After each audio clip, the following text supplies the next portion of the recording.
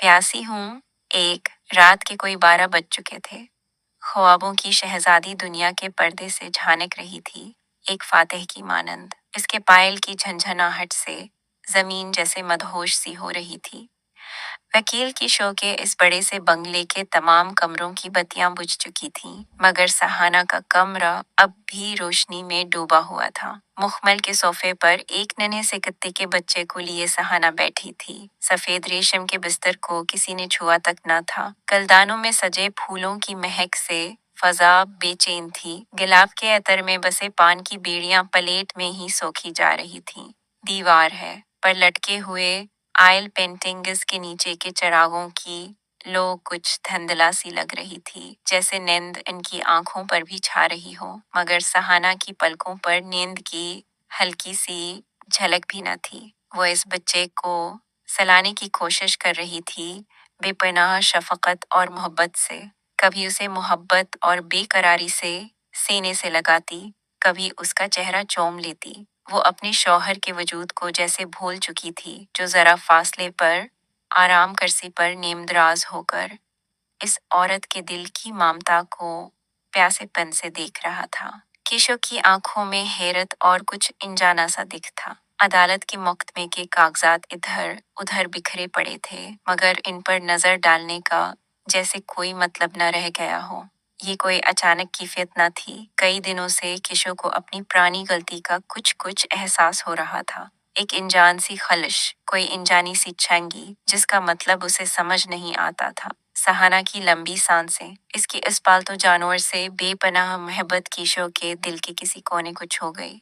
बरसों पहले के वो सब लम्हे, वो कुर्बानियां, वो जागती रातें, सब याद आने लगी। वही औरत जो कभी इसके कदमों में अपने बेहतरीन जज्बात कुर्बान कर देती थी। माँ बनने के ख्वाब, मोहब्बत के जज्बे, सब उसी के लिए थे। केशव को अचानक अपनी सोचों पर हंसी आ गई। क्या सोच रहा था वो? खुद को मलामत करने लगा। सहाना चौंक गई। अभी सोओगे नहीं? बत्ती बुझा दूं? नहीं, अभी कुछ कागजात देखने हैं। क्या रात भर यही करोगे? 2 बज रहे हैं। मगर अभी तक तो तुम्हारे खेल को देख रहा था। बुढ़ापे में कुत्ते के बच्चों से खेलती हो, शर्म नहीं आती? लोग क्या कहेंगे? सहाना की नजरें झुक गईं। इसकी माँ मर गई है। बच्चा दिन रात रोता है। आंखों के आंसू छुपाने के लिए उसने रख फेर लिया। एक दिन सबको मरना है, मगर अगर कत्ते बिल्ली के लिए तुम सब आंसू बहा दोगी तो मेरे लिए क्या बचेगा? तुम फिर वही बातें कर रहे हो। बहुत दिनों बाद शौहर के मना से निकला वो पुराना मजाक सुनकर सहाना हैरत में थी। बहुत दिनों बाद एक मैं वो सब भूला नहीं हूँ सहाना, लेकिन कभी हैरत होती है जिस दिल में कभी दिन रात मोहब्बत की सदाएं गूंजती थीं, आज वहां क्यों नहीं? शायद मेरा जवानी मर चुका हो। सहाना मुस्कुरा दी, एक अनोखी गहरी मुस्कुराहट। किका दो, आज से तुम पूजा के कमरे में न जाना दुल्हन, सास नर्मदा ने सहाना से कहा। फूल चुनते हुए सहाना रख गई। क्यों अम्मा जी? सुबह हल्कू को दूध पिला रही थी ना। वो रो रहा था। साइस के बच्चे के रोने या मरने से हमें क्या? बड़े घर की बहू हो, कुछ जात पात का भी ख्याल करो। वो एक जसवारा है और हम ब्राह्मण। दिन भर कितने बलियां गोद में लिए रहती हो, मेरी 1000 बार कहने के बावजूद नहीं सुनती हो। दिन बहुत दिन जिद्दी होती जा रही हो। ऐसा इंकार मैं बर्दाश्त नहीं कर सकती। सहाना के गले में जैसे अल्फाजों की भीड़ लग गई, मगर जवाब मुख्तसर दिया। वो 6 महीने का मासूम बच्चा है अम्मा जी। मरते वक्त इसकी माँ मुझे सौंप गई थी। आज जयसवारा, कल भंगी का बच्चा भी उठा लाना। मेरे होते हुए इस घर में तेरा कोई हक नहीं है। अभी उसे घर से निकाल दे। नहीं। क्या कहा? नहीं। सास के चीखने पर किशोर आ गया। क्या हुआ? बेटा, मुझे काशी भेज दे। क्यों माँ? मैं नौकरानी बनकर नहीं रह सकती। घर की मालकिन में हूँ या ये? किशोर खामोश रहा। माँ का चेहरा गुस्से से तप रहा था। केशव, बताओ इस घर की मालकिन कौन है? केशव आहिस्ता से बोला, तुम्हारे होते कोई दूसरी मालकिन बन ही नहीं सकती, मगर तुम ही उसे लाई हो और अख्तियार भी दिया है। माँ का गुस्सा फट पड़ा। तो आज तुम्हारे राज में चुमार भंगी के साथ बैठकर खाना खाना पड़ेगा। ऐसा किसने कहा? तुम्हारी बीवी ने। सुबह से इस बच्चे को उठा रखा है। केशव ने रख फेर कर पूछा, क्या ये सच है सहाना? हाँ, इसकी माँ मुझे दे गई थी। मगर वो जैसवारा है, इस घर में उसका क्या मुकाम हो सकता है? जसवारा के घर में पैदा होना क्या उसका गुनाह है? आखिर सास बोली, ऊपर से जवाब दे रही है। दूसरी सास होती तो ऐसी बांझ बहू का मना भी न देखती। सहाना का चेहरा जर्द हो गया, आंखों में आंसू थे मगर लहजा मजबूत। मैं आपसे नहीं, इनसे पूछती हूँ, अगर रूह अमर है, अगर हर इंसान में वही खुदा का नूर है, तो ये छूत छात का सवाल कहाँ से उठता है? केशव बोला, ये लोक रवाज है, समाज का कायदा। हम इसी समाज में रहते हैं तो इसके असूल मानना भी जरूरी है। मैं ये नहीं कहती कि तुम समाज छोड़ दो, लेकिन पुराने असूलों की अंधी भ्रष्ट, इन कीचड़ भरी रस्मों को सीने से लगाना किया, यही तुम्हारी मर्दांगी है। कुदरत कानून है, नई चीजें बनती और पुरानी मिटती हैं। जो अच्छा है उसे संभालो, जो बड़ा है उसे छोड़ने का हौसला पैदा करो।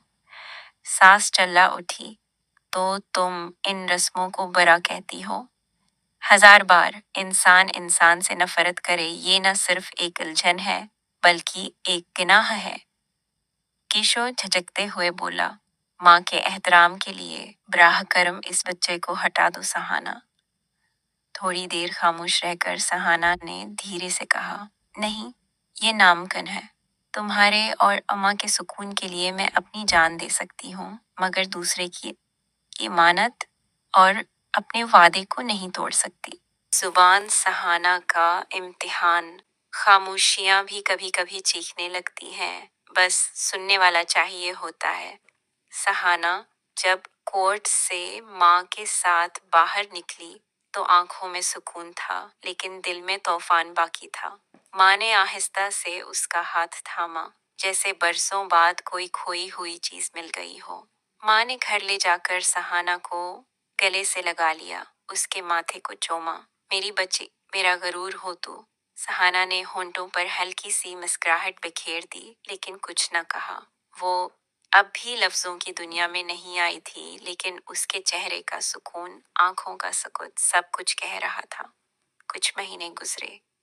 सहाना का केस शहर भर में मशहूर हो चुका था। लोग अब उसे वे गूंगी लड़की नहीं कहते थे, बल्कि एक मिसाल के तौर पर देखने लगे थे। कई औरतें उसकी कहानी सुनकर हिम्मत पकड़ने लगी। एक दिन माँ के साथ बाजार जाते हुए सहाना की मुलाकात एक औरत से हुई जो एक एनजीओ चलाती थी। हम ऐसी लड़कियों को मदद देते हैं जो घरेलू तशद्दुद का शिकार हुई हों। क्या तुम हमारे साथ काम करना चाहोगी? सहाना ने आंखों से सवाल किया, क्या मैं वाकई कुछ कर सकती हूँ? औरत ने मुस्कुराकर कहा, तुम तो बहुत कुछ कर सकती हो, बस तुम्हें अपनी खामोशी को ताकत बनाना होगा। सहाना ने आहिस्ता से सर हिला दिया। उस दिन के बाद उसकी दुनिया बदलने लगी। केशव अब तन्हा रहने लगा था। माँ ने उसे माफ नहीं किया था। उसने अपना ज्यादा वक्त मंदिर, लाइब्रेरी और माशरती खिदमत में सिर्फ करना शुरू कर दिया। उसे खुद से नफरत होने लगी थी। वो सहाना को हर हफ्ते खत लिखता, लेकिन सहाना ने एक भी जवाब न दिया। एक खत में लिखा था, सहाना, तुम्हें खो देने के बाद समझ आया कि मोहब्बत सिर्फ जीतने का नाम नहीं, बल्कि सुनने, सहने और बर्दाश्त करने का भी नाम है। अगर कभी मेरी तौबा तुम्हारे दिल तक पहुंच जाए तो बस ये जान लेना कि मेरा दिल सारी उम्र तुम्हारे कदमों में रहेगा। 6 महीने बाद एक प्रोग्राम में सहाना और किशोर की मुलाकात हुई। प्रोग्राम का अनवान था, खामोशियां भी बोलती हैं। सहाना ने स्टेज पर खड़े होकर पहली बार माइक पकड़ा और पूरे हाल की सांसें थम गईं। वो अब भी नहीं बोली, लेकिन उसके हाथ में एक स्लाइड रिमोट था। स्लाइड पर एक एक लफ्ज दिखाई देने लगा। मैं गूंगी नहीं थी, बस डरी हुई थी। तुमने मुझे जबान दी, दर्द की, मगर अब मैं अपनी जुबान खुद चुनूंगी। पूरे हाल में तालियों की गूंज सुनाई दी। केशव पिछली नशस्तों पर खड़ा आंखों में नमी लिए देख रहा था। प्रोग्राम के बाद उसने सहाना के सामने हाथ जोड़ दिए। माफी चाहता हूँ सहाना, तुमने जो बर्दाश्त किया उसका हिसाब मेरी तौबा भी नहीं चुका सकती। सहाना ने आंखों में झांक कर बस एक जमला स्लाइड पर दिखाया। मेरी खामोशी मेरी ताकत है, तुम्हारे अल्फाज का महताज नहीं। कई महीने गुजर गए। सहाना अब ख्वातीन की तंजीम की सरबराह बन चुकी थी। वो सिखाती थी, सहलाती थी, औरों के दर्द को अपना बनाती थी। वो अब किसी की बीवी नहीं थी, न किसी की कमजोरी। वही थी अपनी खुद की पहचान थी। एक दिन एक बच्ची आई, आंखों में खौफ, लबों पर सुकूत। सहाना ने उसकी तरफ देखा और कहा, खामोशी मत समझना कमजोरी, ये वो आवाज है जो वक्त आने पर बगावत बन जाती है। ये थी सहाना की कहानी, उसकी खामोशी से उसकी जबान तक का सफर। अगर आपको ये कहानी पसंद आई हो तो हमारे चैनल कहानियों की दास्तान को सब्सक्राइब करें, जहां हर कहानी दर्द से पैदा होती है और हिम्मत पर खत्म।